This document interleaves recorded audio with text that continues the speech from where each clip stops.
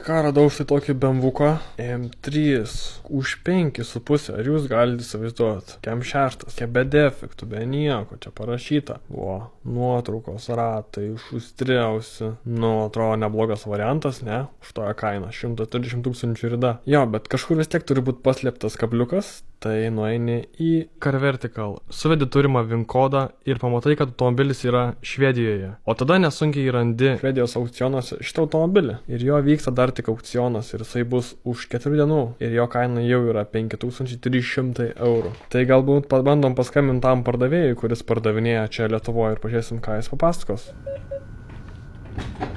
Šiuo metu su žmogumi, kuriam skambinate, nėra galimybių.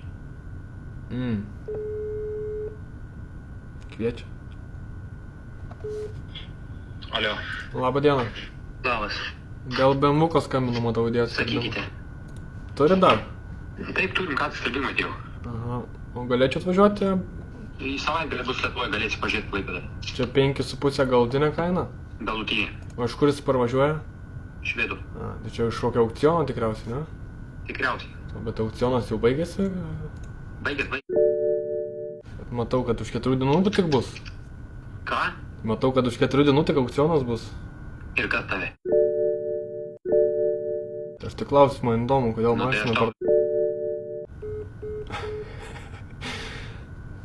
Tai va, baigęs aukcionas, bet kai pasakiau, kad už 4 dienų, tai supyko žmogus.